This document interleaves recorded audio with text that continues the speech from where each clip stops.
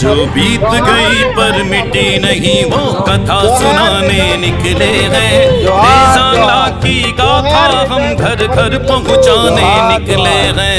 తీసుకునే ప్రయత్నం చేద్దాం। ఈ యొక్క సైనికులు ఎట్లా ఉంటాయి, ఈ త్యాగానికి మరింత అవకాశం వచ్చింది। యుద్ధం సులభతం చేస్తున్నందుకు యాదవ కులానికి మన ముందుగా 4 రాష్ట్రాలు ఈ రజంగా పవిత్ర దశలు చేసినటువంటి ఈ పద్మాపురం మన ఆంధ్ర की रज तिलक लगाने निकले हैं। रे सांगला की गाथा हम घर घर पहुँचाने निकले हैं। वीर अहीरों की गाथा घर घर पहुँचाने निकले हैं। नमन नमन सौ बार नमन भारत वीरों तुम्हें नमन। नमन नमन सौ बार नमन वीर अहीरों तुम्हें नमन। नमन नमन सौ बार नमन भारत वीरों तुम्हें नमन। नमन नमन सौ बार नमन यादव वीरों तुम्हें नमन। అలీ రెజిమెంట్ కోసం పోరాడుతున్నటువంటి మన జిల్లా యాదవ ప్రముఖులందరికీ కూడా ధన్యవాదాలు। దత్తాత్రేయ యాదవ్ రజంగల కలశ యాత్రకి నేను కన్వీనర్గా ఉన్నాను। ఈరోజు మొదటి స్వాగతిస్తూ వాళ్ళకి నా ప్రత్యేకమైనటువంటి ధన్యవాదాలు తెలియజేసుకుంటాను।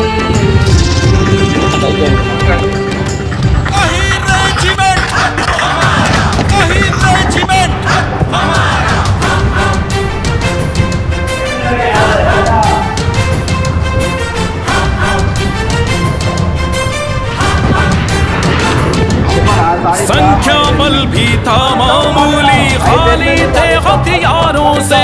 लड़े हिंद के लाल मगर वो हिम्मत से हुंकारों से। ओ लेकर 3000 सिपाही बोला हमला चीनी ने। 124 शेर हिंद के टूट पड़े गद्दारों पे।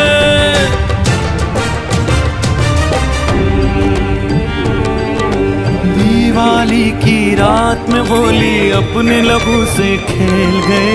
यदुकुल नंदन हर गोली को सीने पर वो झेल गए।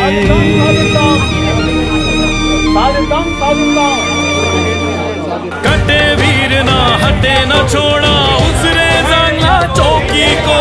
1400 को मौत के मुंह में 114 ठेल गए। बलिदानी पुरखों की कहानी दर्ज कराने निकले हैं। रे सांगला की गाथा हम घर घर पहुँचाने निकले हैं। वीर हीरों की गाथा घर घर पहुँचाने निकले हैं।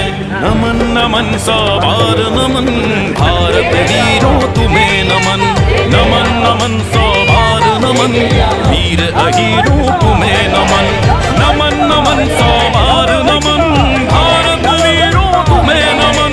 नमन नमन सौ बार नमन यादव वीरों तुम्हें नमन। रे सांगला रज कलश यात्रा, रे सांगला रज कलश यात्रा। ओ रे सांगला रज कलश यात्रा, रे सांगला रज कलश यात्रा।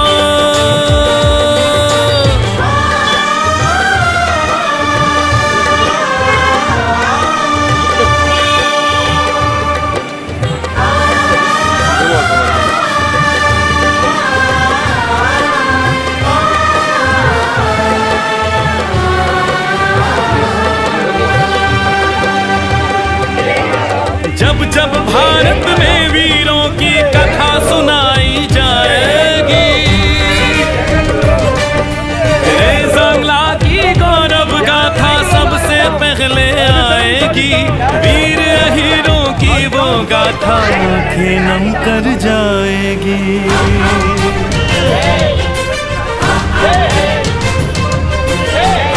ఈ రోజు ఆంధ్రప్రదేశ్లోకి ఇచ్చాపురం దగ్గర ఎంటర్ అయి విజయనగరం రావడం జరిగింది। ఈ యాత్ర యొక్క ప్రాముఖ్యత ఏంటంటే 1962 ప్రాంతంలో 62లో ఇక్కడ ఉన్న యాదవులు ప్రతి ఒక్కరు కూడా ఎంతో సంతోషంగా ఈ యాత్రలో పాల్గొని తమ యొక్క అభినందన తెలియజేశారు। మరి మిగతా వారికి ఎన్నో రెస్పెక్ట్స్ ఇచ్చినా సరే మరి ఇంతటి దేశభక్తి చాటిన యాదవులకు రెస్పెక్ట్ కావాలని ఈ దేశంలో ఉన్నటువంటి యాదవులందరూ కూడా పోరాటం చేస్తున్నారు.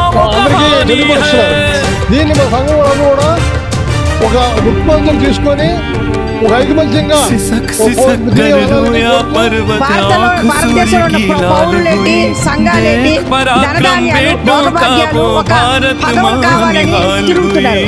కానీ యుద్ధ భూమిలోని విజయనగరం యాదవ్ బంధుమిత్రులకి, నా యాదవ్ సోదరులకి, సోదరులందరూ కూడా ధన్యవాదాలు తెలియజేసుకున్నాను.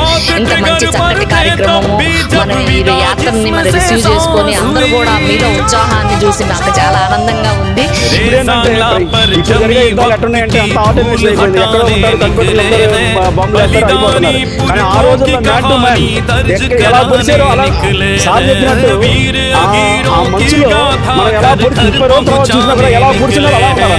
దీన్ని అత్యుత్తమమైనటువంటి రాజ్యాంగంగా స్వీకరిస్తున్నాయి. భగవద్గీతలో సమస్య పరిష్కారానికి మించినటువంటి వేరే ఏ గ్రంథము లేదు అని చెప్పని చెప్తున్నాయి. అదేవిధంగా యాదవులందరినీ కూడా ఏంటి రెమెడీ అంటే స్థానిక నాయకత్వాన్ని బలోపేతం చేయడం.